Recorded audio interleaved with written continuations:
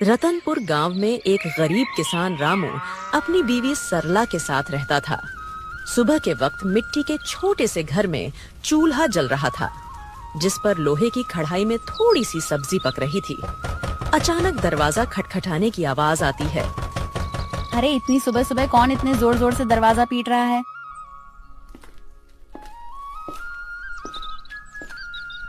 दरवाजा खोलते ही सेठ हरीलाल गुस्से में लाल पीला खड़ा था, जो कि बहुत लालची और चालबाज है। वह हर किसी से 2 गुना ब्याज वसूलता था। रामू, बहुत हो गया तेरा नाटक। मेरे पैसे कहाँ हैं?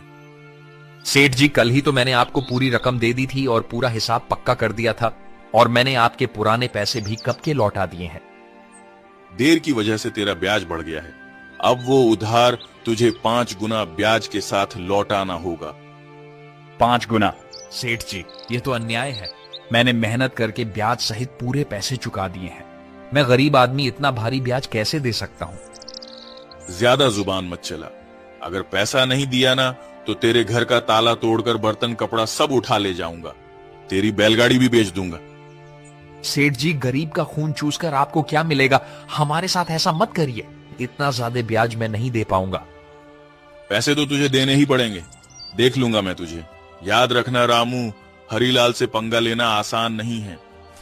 सेठ रामू को धमकाते हुए चला जाता है, लेकिन जाते जाते अपने नौकर को कहता है,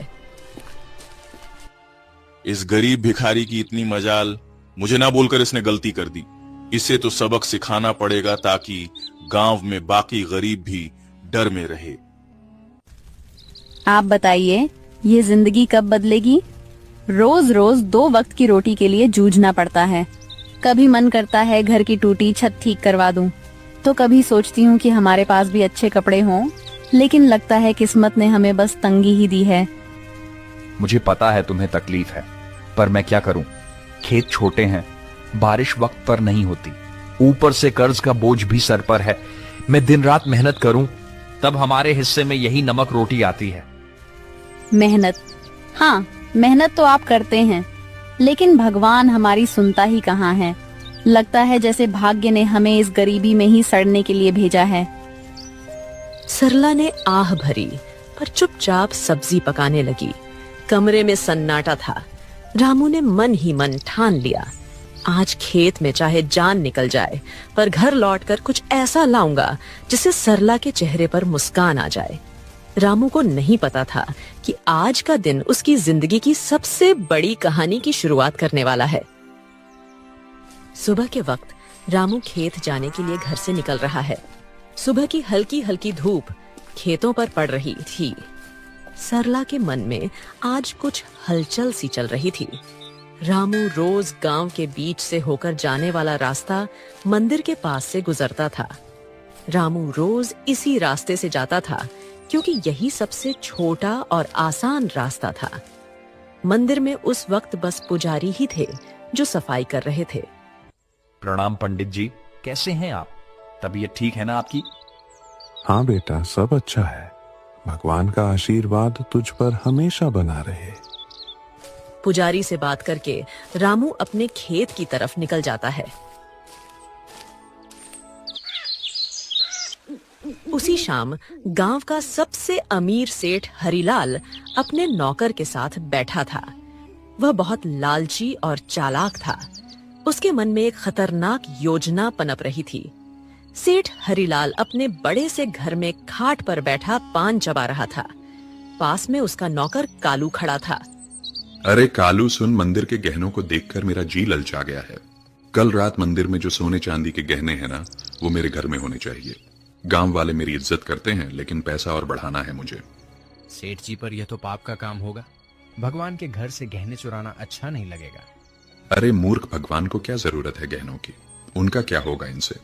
असली भगवान तो पैसा है, और पैसा इंसान के हाथ में अच्छा लगता है। पर गांव वाले अगर उनको पता चल गया तो? बस यही तो मजा है। चोरी हम करेंगे और इल्जाम किसी और पर लगेगा।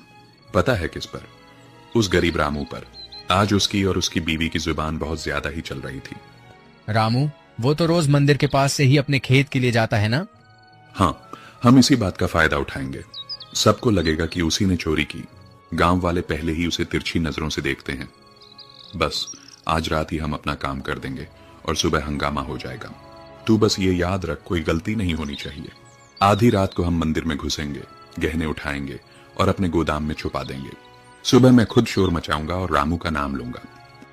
कालू डरते डरते सिर हिलाता है और अपने सेठ की बात मान लेता है।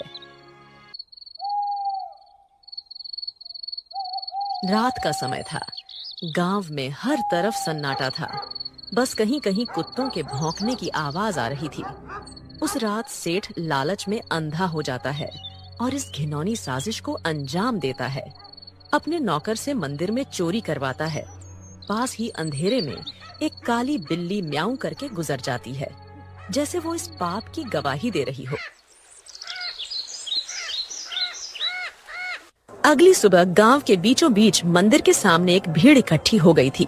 हर कोई जोर जोर से बातें कर रहा था। माहौल में घबराहट और गुस्से की गूंज थी। अरे यह क्या हो गया? मंदिर के सारे सोने के गहने रातों रात गायब हो गए। इतना बड़ा अपशकुन, भगवान के गहने चुरा ले गया कोई। ये तो बहुत बुरी बात है। इसी बीच रामू रोज की तरह खेत की तरफ जाने के लिए उसी रास्ते से गुजर रहा था। भीड़ देखकर वो रुक गया और पास आ गया। अरे क्या हो गया भाई लोग, इतनी सुबह सुबह ये भीड़ किस बात की है? अरे रामू, तूने सुना नहीं, मंदिर में चोरी हो गई। भगवान के सारे गहने कोई उठा ले गया। रामू यह सुनकर चौंक जाता है। भीड़ में खड़ा सेठ, जो असल में चोरी किया था, वह बहुत मासूम बन रहा था। पंडित जी आप बताइए, कल रात तक तो गहने मंदिर में थे, फिर अचानक कौन ले गया? आप बताइए पंडित जी, क्या आपने मंदिर के आसपास किसी को आते जाते देखा है? आपको किसी पर शक है क्या? अरे मैंने देखा है रामू, रोज मंदिर के रास्ते से आना जाना करता है। सेठ जी, कल तक तो सब कुछ ठीक ठाक था। मंदिर के पास से तो कई लोग गुजरते हैं, लेकिन रोज सुबह सुबह खेत की तरफ जाने के लिए रामू इधर से निकलता है। मगर रामू ऐसा काम करेगा मुझे नहीं लगता। अरे पंडित जी, जमाना खराब है, आदमी की नीयत कब बदल जाए क्या पता। और वैसे भी जिसने किया है वो मुंह से कभी मानेगा नहीं। मैंने अपनी आंखों से देखा है। रात को जब मैं खेत की तरफ जा रहा था, रामू मंदिर के पास चुपके चुपके घूम रहा था। ये क्या कह रहे हो आप लोग? मैंने कोई चोरी नहीं की है।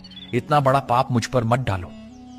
अरे हाँ, ये गरीब आदमी है, पैसों की तंगी में है, ये कर भी सकता है ये काम। ये लोग मुंह पर अच्छे बनते हैं। अरे भगवान से डरिए आप लोग, हमने कुछ नहीं किया। हम गरीब जरूर हैं, लेकिन चोर नहीं। मेरे पति जितना ईमानदार इंसान इस पूरे गांव में कोई नहीं है। ऐसा मत कहिए, वरना भगवान आप लोगों को कभी माफ नहीं करेगा। रामू और उसकी बीवी ने बहुत समझाने की कोशिश करी, लेकिन भीड़ मानने को तैयार नहीं थी। सब रामू को ही चोर मान बैठे। रामू और सरला की आंखों में आंसू आ गए, लेकिन भीड़ में कोई उनकी सुनने को तैयार नहीं था। गांव वालों, अब तो सब साफ है। मंदिर के गहने चुराने वाला यही रामू है और ऐसे आदमी को हमारे गांव में रहने का कोई हक नहीं। चोरी करने वाले की एक ही सजा है, गांव से बाहर निकाल देना। हाँ, अगर इसने मंदिर में चोरी की है तो यह तो भगवान का भी अपराधी हुआ। इसे यहीं रहने देंगे तो कल हमारे घरों से भी चीजें गायब हो जाएंगी। अरे आप सब क्यों नहीं समझते? मैं निर्दोष हूँ। मैंने कोई चोरी नहीं की। मैं तो रोज के जैसे अपने खेत जा रहा था। मुझ पर इतना बड़ा इल्जाम मत डालिए। भीड़ में जोर जोर से आवाजें गूंजने लगी, निकालो इसे, निकालो इसे गांव से। भीड़ में हलचल मच गई। लोग एक दूसरे से कान्हा फूंसी करने लगे। रामू और सरला की आंखों में आंसू भर आए। उन्होंने कई बार सफाई देने की कोशिश की, लेकिन किसी ने उनकी नहीं सुनी। सबने मिलकर उन्हें गांव के बाहर निकाल दिया। रामू और सरला मजबूर होकर गांव छोड़कर चले गए। रामू और सरला रोते रोते गांव छोड़ चुके थे। गांव के बाहर एक सुनसान जगह पर टूटी फूटी झाड़ियों और कंटीली झाड़ियों के बीच एक पुरानी पड़ी झोपड़ी मिली। मजबूरी में वहीं उनका नया घर बन गया। सुनिए जी, यह जगह कितनी सुनसान है। न पास में कोई इंसान, यहाँ आसपास की झोपड़ियों में कोई रहता भी नहीं है। न खाने को कुछ है। अब हम क्या करेंगे? क्या करें सरला? जब अपना गांव ही हमें ठुकरा दे तो कहीं और सहारा ढूंढना पड़ता है। यही हमारी तकदीर है। मैं तो ये सोच रहा हूं आखिर चोरी की किसने है, और इल्जाम मुझ पर डाल दिया गया। मैं असली चोर का पता लगाकर रहूंगा। दिन ढल गया। सरला रोते रोते सो गई। रामू सारी रात परेशान बैठा रहा।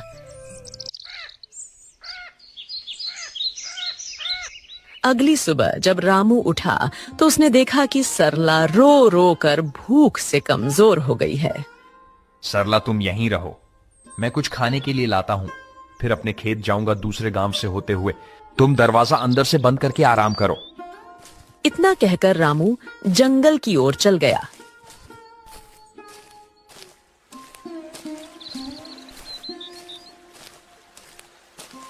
रामू ने सरला को कुछ फल और आसपास की नदी से पानी लाकर दिया।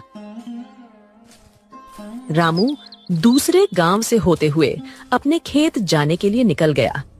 अचानक घने जंगल में सामने से एक साधु बाबा प्रकट होते हैं। उनकी लंबी दाढ़ी और वस्त्र उन्हें अलग ही आभा दे रहे थे। रामू उनके पास गया। बेटा, तू कौन है? तेरे चेहरे पर चिंता की रेखाएं साफ दिख रही हैं। बाबा, मैं इस गांव का ही रहने वाला हूं, पर अब गांव वालों ने मुझे निकाल दिया है। सब लोग मुझ पर चोरी का झूठा इल्जाम लगा रहे हैं। मैंने कोई चोरी नहीं की। रामू रोते रोते साधु बाबा को पूरी कहानी बताता है। सेठ का कर्ज, गांव वालों का इल्जाम और मंदिर से चोरी की घटना। बेटा, तेरी आंखों में छल नहीं है। तू सच्चा और साफ दिल का इंसान है। तेरी पीड़ा मैं समझ सकता हूं। ये दुनिया अक्सर गरीब पर झूठा इल्जाम लगा देती है, पर चिंता मत कर, भगवान न्याय करते हैं। असली चोर जल्द ही सामने आएगा। ये मेरा आशीर्वाद है। पर बाबा कैसे? सब मुझे ही दोषी मान रहे हैं। गांव छोड़कर मैं और मेरी पत्नी यहां भूखे प्यासे पड़े हैं। कोई मेरी बात मानने को तैयार नहीं है। मैं कैसे साबित करूं कि मैं निर्दोष हूं? इस जंगल में एक श्रापित जानवर रहता है। उसने अपनी आंखों से असली चोर को देखा है। वही तुझे सच तक पहुंचने में मदद करेगा। पर ध्यान रहे, उस जानवर को ढूंढना आसान नहीं है। उसके पास जाना होगा, उसका विश्वास जीतना होगा, तभी वह तेरी मदद करेगा। श्रापित जानवर बाबा, वह कौन है? मैं उसे कैसे ढूंढूं? यहां जंगल में तो बहुत से जानवर हैं। वह एक श्रापित काली बिल्ली है। सच यह है कि उसकी आंखों ने वह दृश्य देखा है जो किसी और ने नहीं देखा। जा बेटा, उस जानवर को ढूंढ और उससे मदद मांग। वो बिल्ली तेरी जिंदगी बदल देगी। भगवान तेरा साथ देंगे। जा बेटा, सत्य की शक्ति तेरे साथ है। साधु बाबा रामू को आशीर्वाद देकर अचानक गायब हो गए। रामू समझ गया था कि यह भगवान की लीला है। रामू तुरंत ही बाबा के बताए अनुसार उस बिल्ली को ढूंढने के लिए निकल गया। जंगल का सन्नाटा, पत्तों की सरसराहट। रामू थका हारा, भूखा प्यासा, उम्मीद के सहारे इधर उधर भटक रहा था। उसने पूरा जंगल छान मारा, पर उसे वो काली बिल्ली कहीं नहीं मिली। दिन ढलने को आया। रामू अब निराश होकर अपनी झोपड़ी की तरफ जा रहा था। अचानक तभी उसकी नजर एक काली बिल्ली पर पड़ी। बिल्ली की चमकती आंखें दो अंगारों जैसी दिखाई दे रही थीं। ओ बिल्ली रानी, क्या तुम वही हो जिसके बारे में साधु बाबा ने कहा था? क्या तुमने उस रात देखा था? असली चोर कौन है? माँ, बिल्ली, क्या तुम मेरी मदद करोगी? मुझ पर झूठा इल्जाम लगाकर गांव से निकाल दिया गया है। क्या तुम सच जानती हो? मुझे बता दो, असली चोर कौन है? बिल्ली उसकी आंखों में देखती है। रामू का साफ दिल और अच्छी नीयत देखकर जैसे उसे सब समझ आ गया हो। अचानक बिल्ली की आंखों से एक अजीब सी चमक निकलती है और वह इंसानी आवाज में बोल उठती है। रामू, तुम्हारे साथ बहुत बड़ा अन्याय हुआ है। मंदिर के गहने तुमने नहीं चुराए। असली चोर तुम्हारे गांव का सेठ और उसका नौकर है। दोनों ने मिलकर मंदिर से गहने चुराए और चोरी का इल्जाम तुम्हारे सिर पर चढ़ा दिया ताकि कोई शक न करे। सेठ जानता था कि तुम गरीब हो, तुम्हारे पास कोई सबूत नहीं होगा, इसलिए उसने चालाकी से तुम्हें बलि का बकरा बना दिया।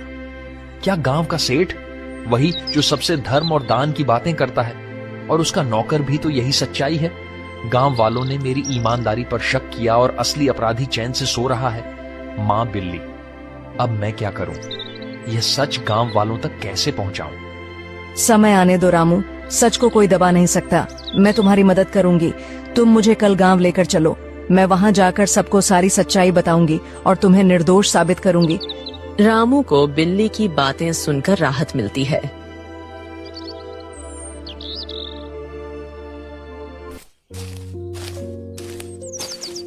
वह घर जाकर सरला को पूरी बात बताता है।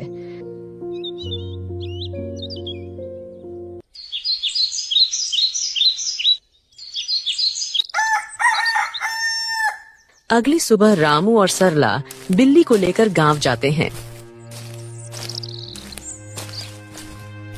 और सबको बुलाते हैं।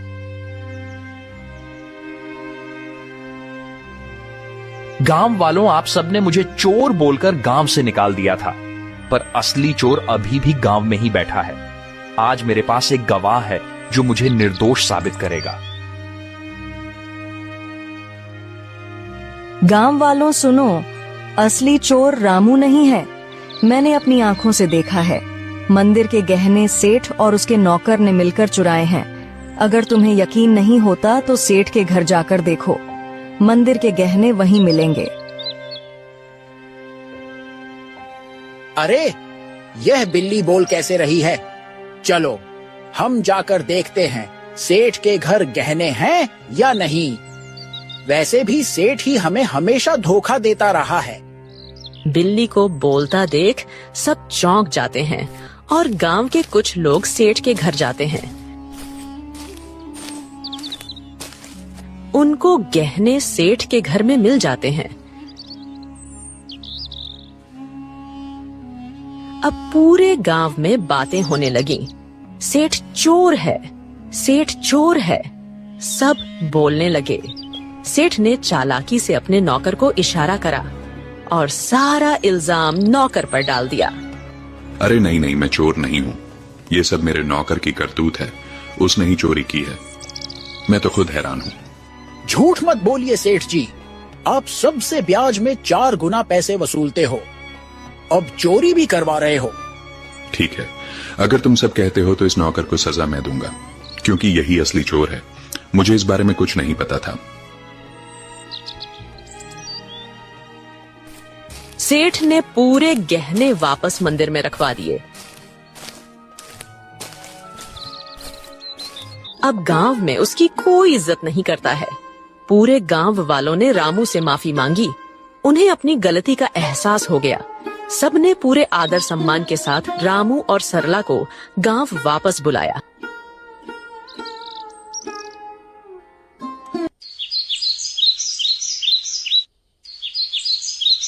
रामू और उसकी पत्नी सरला अब वापस अपने घर आ गए थे।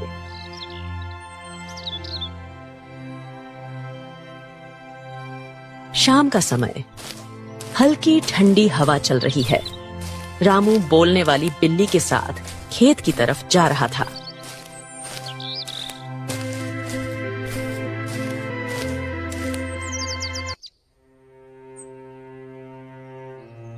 मां बिल्ली, आज अगर तुम ना होती तो मेरी जिंदगी बर्बाद हो जाती।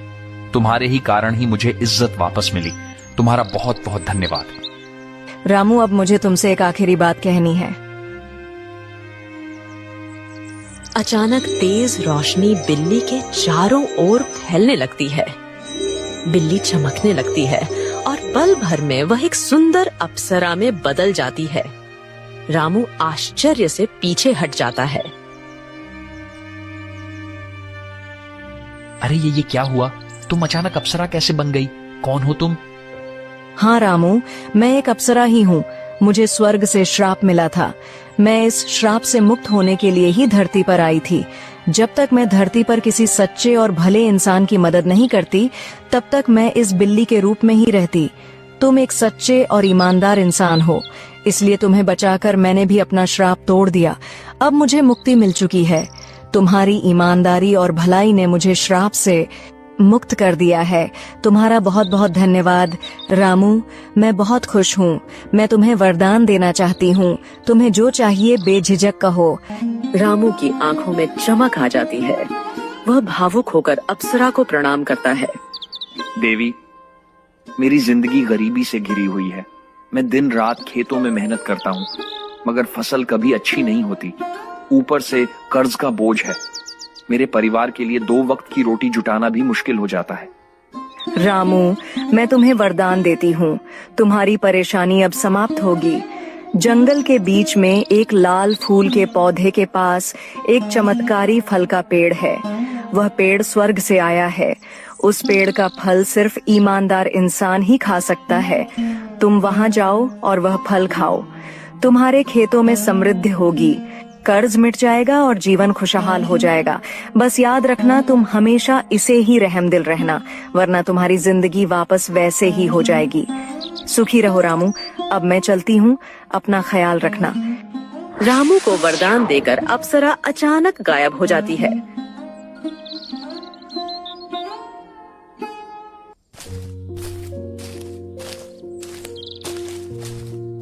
रामू जंगल में चारों तरफ उस चमत्कारी पेड़ को ढूंढता है। सूरज ढलने को होता है। थका हारा रामू अचानक लाल फूल के पौधे को देख लेता है। रामू धीरे धीरे आगे बढ़ता है और देखता है कि पौधे के पीछे एक सुंदर चमकदार पेड़ खड़ा है। पेड़ की टहनियों पर सुनहरे फल चमक रहे हैं। रामू श्रद्धा से पेड़ के पास जाता है। पेड़ देवता, मुझे अप्सरा ने आपके पास भेजा है। मैं गरीब किसान रामू हूँ। क्या मैं आपके फल खा सकता हूँ? अचानक पेड़ से आवाज आई।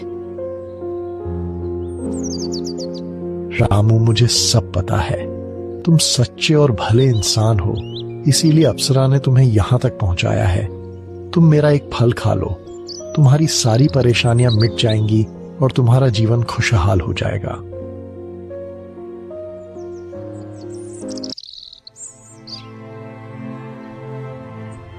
रामू पेड़ से एक सुनहरा फल तोड़कर खाता है। अचानक उसके शरीर में एक अजीब सी ऊर्जा दौड़ जाती है। वह पेड़ को धन्यवाद करके अपने घर की ओर निकल जाता है और जैसे ही वह घर के पास पहुंचता है, उसकी झोपड़ी एक सुंदर बड़ा आलीशान घर में बदल जाती है। रामू दंग रह जाता है। उसकी पत्नी बाहर आकर चौंक जाती। अरे सुनिए, ये क्या हो गया? हमारी झोपड़ी कहाँ गई? इतना बड़ा घर कैसे बन गया? क्या यह घर हमारा है? हाँ प्रिय, ये सब भगवान की कृपा है। जंगल में मुझे एक अप्सरा मिली। उसने मुझे चमत्कारी पेड़ का रास्ता बताया। उस पेड़ ने मुझे फल दिया और जैसे ही मैंने खाया, हमारी किस्मत बदल गई। रामू ने सरला को उस स्वर्ग से आई श्रापित बिल्ली की पूरी कहानी बताई। इतने सालों की गरीबी के बाद अब हमारी जिंदगी बदल गई। भगवान का बहुत बहुत धन्यवाद। हाँ, मगर याद रखना, यह चमत्कार हमें सिर्फ इसलिए मिला है क्योंकि हमने कभी बेईमानी नहीं की। ये वरदान हमें हमारी मेहनत और ईमानदारी की वजह से मिला है।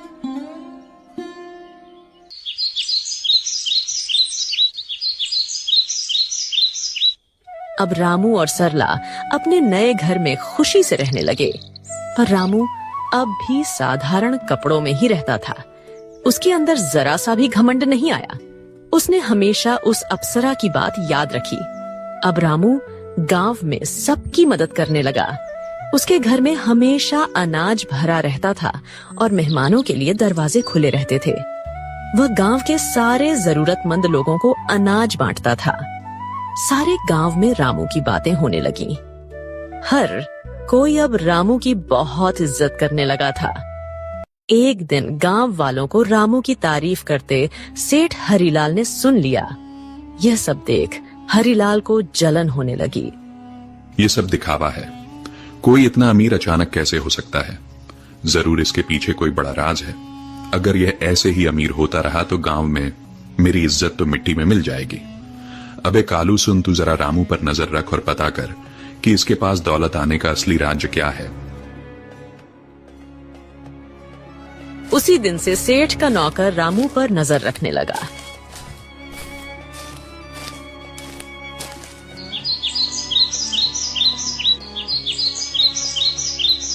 एक दिन सेठ का नौकर रामू का पीछा कर रहा था। उसने देखा कि रामू जंगल में जाकर उस चमत्कारी पेड़ से बात कर रहा है। कालू चुपके चुपके रामू की सारी बातें सुन रहा था।